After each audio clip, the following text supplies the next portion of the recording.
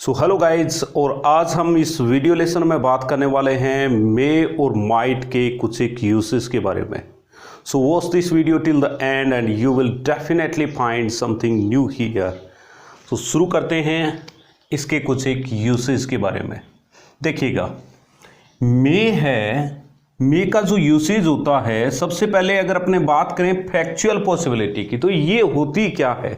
देखिएगा, कोई भी जो सेंटेंस आएगा ना, वहां पर उससे पहले कोई ना कोई एक ऐसा फैक्ट दिया हुआ होगा जो कि उस चीज की संभावना को बढ़ाता हुआ नजर आएगा आपको, उस पॉसिबिलिटी के साथ में पक्ष में खड़ा हुआ मिलेगा आपको वो फैक्ट। जैसे यहां देखिए, यहाँ क्या है कि he may get the first position in this class, वो इस क्लास के अंदर फर्स्ट पोजीशन है, वो गेट कर सकता है। अब इस चीज़ के पक्ष में क्या चीज़ खड़ी है कि वो एक इंटेलिजेंट स्टूडेंट है। इंटेलिजेंट स्टूडेंट है, इसका मतलब ये चीज़ इसके पक्ष में खड़ी है कि भाई वो पोजीशन है, वो फर्स्ट पोजीशन है, वो प्राप्त कर सकता है। तो यहीं पे जो भी पीछे इसके फैक्ट दिया हुआ होगा, ये इसका फैक्ट दिया हुआ है और ये इसकी संभावना को प्लस में करता हुआ नजर आएगा।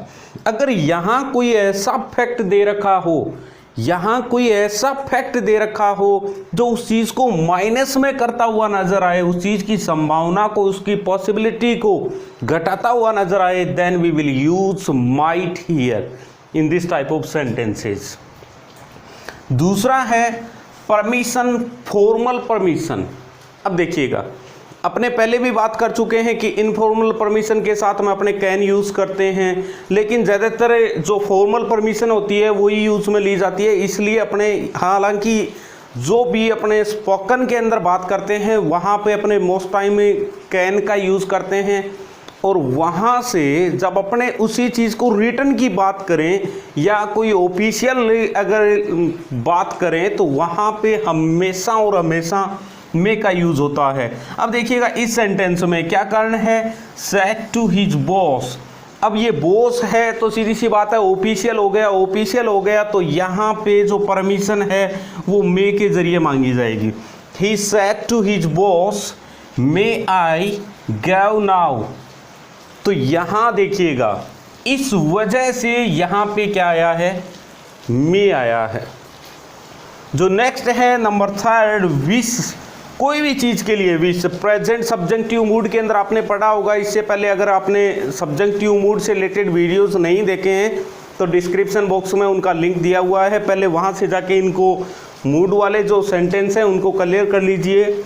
उसके बाद में देखिए, यहाँ पे कोई भी चीज़ अगर हम विश करते हैं तो वहाँ पे उसकी शुरुआत में, यानी ऑप्टेटिव सेंटेंसेस के बारे में बात कर रहा हूँ मैं, यहाँ इनके शुरुआत में क्या आता है, मे आता है। नेक्स्ट है पर्पस वाले सेंटेंस। अब ये पर्पस वाले सेंटेंस क्या होते हैं, देखिए, हम जो भी काम करते हैं उस काम के पीछे कोई ना कोई पर्पस होता है। अब अगर वो पर्पस वो बता रहा है तो सीधी सी बात है कि वहाँ पे मे का यूज़ होगा, और इन सेंटेंसेस को जो दो क्लोज होंगे इनको सो दैट या इन ऑर्डर दैट से बीच में आपको जोड़ा हुआ मिलेगा। इनको ज्वाइन वहाँ पर सो दैट या इन ऑर्डर दैट से किया जाता है। देखिएगा, जैसे वी ईट, हम खाते हैं, प्रेजेंट टाइम है, यहाँ पे नोट करने वाली चीज़ है, प्रेजेंट टाइम होना चाहिए। सो दैट कंजक्शन आ गया अपना, उसके बाद में फिर सब्जेक्ट आ गया, वी में लाइव। हम इसलिए खाते हैं ताकि हम जिंदा रह सकें, हम इसलिए पढ़ते हैं ताकि हम उस टॉपिक को समझ सकें, उसके बारे में अपनी समझ को बढ़ा सकें। तो ये सारी जो चीज़ें हैं जहाँ पे बात पर्पस की आती है वहाँ पे अपने मे का यूज़ करते हैं। अब कुछ एक सस्पेंस रहता है कि मे का जो नेगेटिव फॉर्म होता है उसको कैसे काम में लिया जाता है, तो अब चलिए उसके बारे में अपने बात कर लेते हैं। सो अब देख लेते हैं कि कुछ एक यूसेज इसके कि मे का यूज़ नेगेटिव सेंस में किस प्रकार होता है। तब देखिएगा, अगर बात इम्प्रॉबेबिलिटी की हो रही है या फिर वो नेगेटिव परमिशन की या फिर इम्पॉसिबिलिटी की हो रही है तो किस प्रकार अपने मे या फिर कैन नॉट का यूज़ करेंगे। देखिएगा, हमारे पास में यहाँ पे कुछ एक सेंटेंसेस हैं, इनके ज़रिए अपने इस बात को समझने का प्रयास करेंगे। तो फर्स्ट जो हमारे पास में सेंटेंस है, India may not win the match, India है वो इस मैच को शायद नहीं जीत सकता, बात यहाँ पर आएगी। मतलब जो भी उस मैच को देख रहा है उसको यूं लग रहा है, कहीं ना कहीं उसके दिमाग में डाउट आ गया है कि अब शायद यहाँ से मैच न निकल पाए। तो उस चीज़ को शो करने के लिए यहाँ पे आप मे नोट का यूज़ कर सकते हो। जब बात डाउट तक ही रहे, जब भी वो चीज़ अश्योर नहीं हो जाए कि भाई नहीं अब तो जीत ही नहीं सकते, जैसे आपको मतलब मान लीजिए एक बॉल के अंदर 15 रन चाहिए, अब वो चीज़ इम्पॉसिबल नज़र आ रही है। मुझे पता है आप में से कईयों को यूँ लग रहा होगा कि इतनी 9 बॉल्स हो जाएंगी, वो हो जाएंगे, तो वो चीज़ जो इम्पॉसिबल नज़र आ रही है ना यहाँ से, वहाँ पे आप उस मे नोट का यूज़ नहीं करोगे। यहाँ पॉसिबिलिटी अभी भी इसके दिमाग में बनी हुई है कि शायद मैच अपने नहीं जीत सकते, लेकिन मैच निकल भी सकता है यहाँ से। नेक्स्ट जो 2 नंबर सेंटेंस है, it is improbable that India will win the match. अब देखिए इम्प्रोबेबल लग गया, इसका मतलब यहाँ पे मे तो आएगा ही नहीं। जैसे बी एबल टू आ जाए और बी एबल टू के बाद में जैसे कैन नहीं आ सकता, वैसे ही इम्प्रोबेबल और मे दोनों एक साथ में नहीं आएंगी। अब यहाँ पे इसके साथ में अपने ने क्या कर दिया, फ्यूचरिटी को शो कर दिया। अब India can not win the match, India इस मैच को नहीं जीत सकता, इसका मतलब जो भी स्पीकर है वो पूरी तरीके से अश्योर है कि ये चीज़ अब कतई नहीं हो सकती। मतलब जो चीज़ के ऊपर स्पीकर बिल्कुल अश्योर हो जाए, then he can say that this can not happen now, तो ये चीज़ अब नहीं हो सकती। इस प्रकार की चीज़ें अगर कैन नॉट आ गया, इसका मतलब अब ये यहाँ पे डाउट नहीं है, यहाँ अभी भी इसको डाउट है, अभी भी इसके पास में होप बची हुई है कि अभी भी अपने मैच जीत सकते हैं।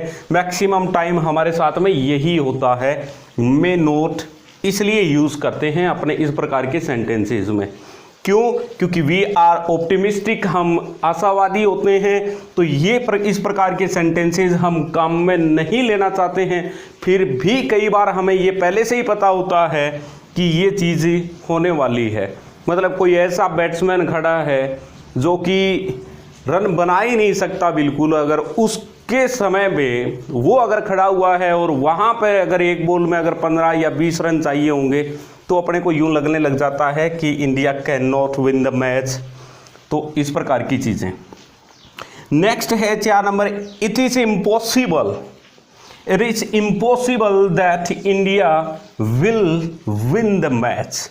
अब देखिए it is improbable, it is impossible, ये चीज़ आ गई तो अब यहाँ पे इम्पॉसिबल वाली चीज़ हो गई, तो वहाँ पे यहाँ पे विल को यूज में ले सकते हो। नेक्स्ट और लास्ट सेंटेंस है जो 5 नंबर, उसको थोड़ा सा ध्यान से देखना। देखिए आपने जिस भी अथॉरिटी से ये चीज़ क्वेश्चन किया, मतलब आप कहीं पर जा रहे हो, सामने कोई अथॉरिटी है, उससे आपने क्वेश्चन किया, अगर अथॉरिटी को यूं लगता है कि वो ही राइट पर्सन है परमिशन देने के लिए, तो वो इस प्रकार की चीजें कह सकता है, yes you can, no you can't. लेकिन कई बार क्या होता है कि सामने वाले को जिससे हम पूछते हैं उसको खुद को नहीं पता होता कि क्या वो ही राइट अथॉरिटी है, क्या उसके पास में अथॉरिटी है क्या कि वो मना कर दे। या फिर जैसे बाई चांस मान लीजिए, आप सपोज करिए क्लास के अंदर एक टीचर खड़ा है और दूसरी साइड से कोई बच्चा आ रहा है और बच्चा पूछ रहा है, अब एक बच्चा ही कह रहा है उसको दूसरी तरफ से, yes you may, no you can't, yes you may, शायद हाँ तुम आ सकते हो, कोई ऐसी गंभीर चर्चा तो यहाँ पे चल नहीं रही है। तो वो चीज़ जब हो जाती है वहाँ पे यस यू मे या फिर yes you can. You can का मतलब अब वो अथॉरिटी पूरी तरीके से पावर में है, और मे का मतलब अभी भी वो डाउट में है। तो जहां इस प्रकार के जो सेंटेंसेस आएंगे वहां पे अपने को मे नोट का यूज करते समय थोड़ा सा अवेयर रहना पड़ेगा कि जहां अभी भी होप बची हुई है वहीं पर अपने मे नोट का यूज कर सकते हैं। नेगेटिव परमिशन के लिए तो हमें कैन नॉट के साथ में ही जाना है। अगर इम्प्रोबेबल वाली चीज आ जाए तो वहां पे अपने विल का यूज करेंगे, ज्यादा बेटर रहेंगे। तो अब देख लेते हैं कुछ एक माइट से रिलेटेड यूसेज। सबसे पहले अपने देख लेते हैं कि जैसे रिमोट पॉसिबिलिटी है, तो रिमोट पॉसिबिलिटी के अंदर क्या होता है कि पहले से, या फिर वीक पॉसिबिलिटी अपने कह सकते हैं, इसके अंदर पहले से कोई एक ऐसा फैक्ट दिया हुआ होगा जो अगली चीज को कमजोर करता हुआ नजर आएगा आपको। जैसे मैं यूं कहूं the sky is clear, it might rain today, तो अब इसके अंदर क्या हो रहा है, ये जो चीज है ना, ये चीज कह रही है कि भाई अब इसकी जो संभावना है ना बरसात की, ये बहुत कम है। रिमोट पॉसिबिलिटी या फिर वीक पॉसिबिलिटी की जब भी आपने बात करेंगे तो वहां पर इस प्रकार से पहले से ही कोई ना कोई फैक्ट देके इस अगले वाली चीज को कमजोर कर दिया जाएगा, और जहां इस चीज को मजबूत करने का प्रयास किया जाए वहां पे मे, और जहां पहले से इस चीज को कमजोर किया जाए वहां पे माइट का यूज होगा। I think you got it. Past form of May, ये तो अपने सब जानते ही हैं कि जो मे होती है उसका जो पास्ट फॉर्म होता है, यानी ज़्यादातर इनडायरेक्ट स्पीच के जो सेंटेंसेस होते हैं, जहां डायरेक्ट स्पीच का सेंटेंस है वो मे से शुरू होगा तो अपने उसको माइट के अंदर चेंज कर देते हैं। तो वो वैसा ही कुछ यहाँ पे है, he asked me, indirect speech का सेंटेंस है इफ ही माइट कम इन, तो यहाँ पे मे को किस में चेंज कर दिया, माइट में। नेक्स्ट है परमिशन विथ हेजिटेशन, यानी पोलाइट रिक्वेस्ट। तो जहां पर भी बात परमिशन विद हेजिटेशन की होगी, यानी इस प्रकार के सेंटेंसेस के अंदर किया क्या जाएगा कि यहां पे पोलाइट रिक्वेस्ट वाली बात होगी।